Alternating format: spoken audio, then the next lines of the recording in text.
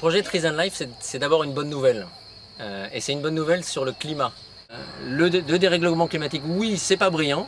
Oui, les estimations sont chaque jour un peu plus pessimistes. Mais non, il n'y a pas lieu de baisser les bras. Et il n'y a pas seulement des solutions hyper technologiques et hyper risquées par définition. Ici, nous sommes en Casamance, dans un coin où il fait très chaud.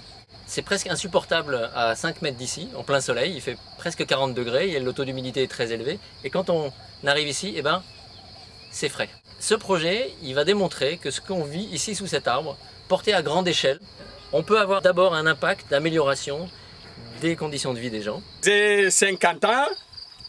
Bon, j'ai fait ma retraite. Ça, c'est mon fils. Il est un peu grandi. Si j'ai mort, mon fils elle prend les arbres, il utilise, c'est ça comme c'est mon retraite. Et puis, en plus de ça, des scientifiques commencent à le démontrer qu'on a aussi un impact sur le climat. On voit beaucoup de brume dans les forêts souvent, il y a des micro-nuages, puis des gros nuages qui se forment, qui sont convectifs et qui non seulement transfèrent vers le ciel une partie de l'énergie du sol, de la chaleur du sol, et en plus, pendant le jour, reflètent la lumière du soleil.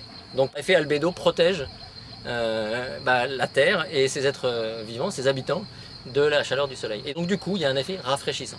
Cette théorie s'appelle The Global Cooling Project, la théorie du rafraîchissement global.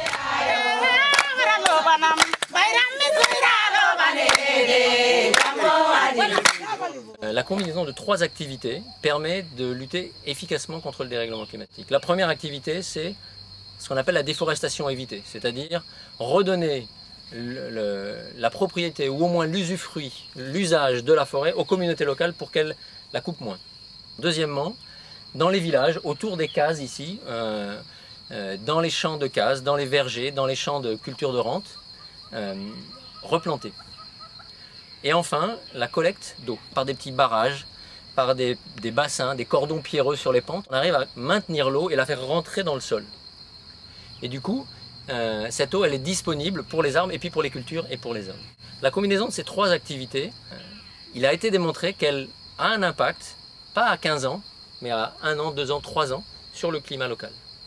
Et que mise bout à bout, elle a probablement un impact sur le climat régional.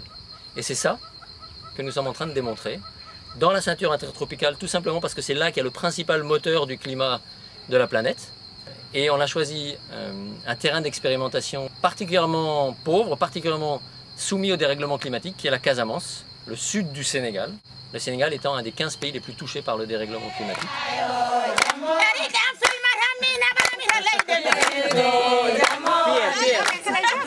Nous avons un partenariat d'un genre assez nouveau avec une ONG qui s'appelle l'Institut Mosdahir, qui est originaire de cette région et qui travaille avec les gens, et je dirais qui plante des graines dans le cœur des gens avant même de planter autour de leur maison et autour de leur forêt. Mosdahir, d'abord, je pense que c'est une communauté, d'abord. Et dans cette communauté, nous avons créé une ONG qui s'occupe de tout ce qui est question de développement et éducation et santé. En réalité, dans cette région où je suis né, tous les mois de juin, juillet, août, il y a de la famine. Donc ça a été toujours ma préoccupation. Comment il faut faire pour que ça cesse? Parce que c'était difficile pour moi d'admettre qu'il y ait de la terre fertile, qu'il y ait de l'eau et que les gens chaque année meurent de faim. C'est une ONG qui a à la fois une grande connaissance et une grande proximité des gens. Et donc avec tous les villages qui participent, donc il y en a une quinzaine pour l'instant, un peu plus, autour d'un programme de création de forêts communautaires. Et dans les villages, on a planté en masse 300 000 arbres en 2 mois, donc c'est déjà colossal. Et ça montre l'engagement des gens.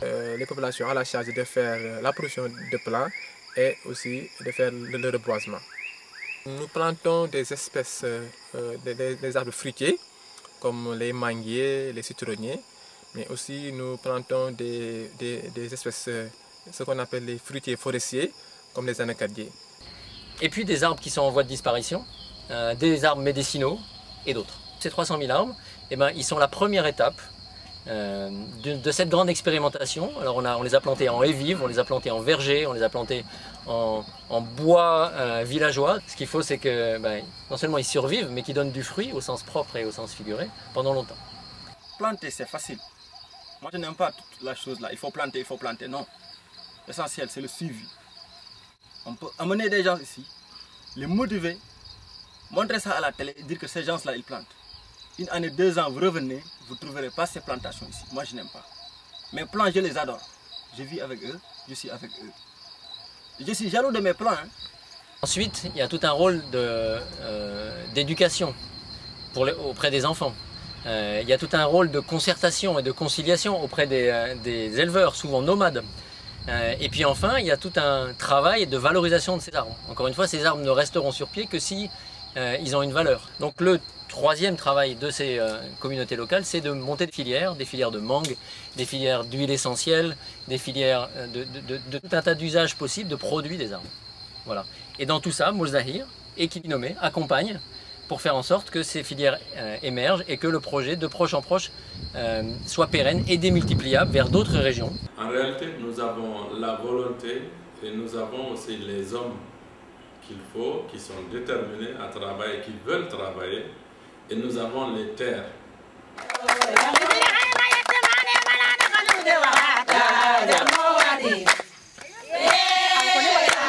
Alors, en chiffres, 2009, 300 000 arbres. 2010, on va passer le million, forcément. Avec très vite un objectif de faire plusieurs millions pour arriver à 2012, une centaine de villages et au moins 20 millions d'arbres plantés et survivants. Évidemment, dans le même temps, on va s'élargir dans la sous-région. On est tout près de la Guinée, on n'est pas très loin du Mali. Donc il y a moyen d'étendre à la sous-région et puis d'étendre aussi à d'autres pays de la ceinture intertropicale que peuvent être l'Inde, le Brésil, Madagascar, l'Indonésie et ailleurs. Et donc petit à petit, l'objectif est de créer une coalition de pays, d'acteurs, de soutien, d'entreprises qui seront à la fois des soutiens financiers et des débouchés pour certaines des filières qui seront mises en place, pour arriver à unir les efforts à partir des communautés locales. L'objectif à 2018 est d'arriver à 15 milliards d'arbres. Alors 15 milliards d'arbres, ça peut paraître énorme, mais en même temps, c'est pas beaucoup. Ça fait 2 arbres par habitant.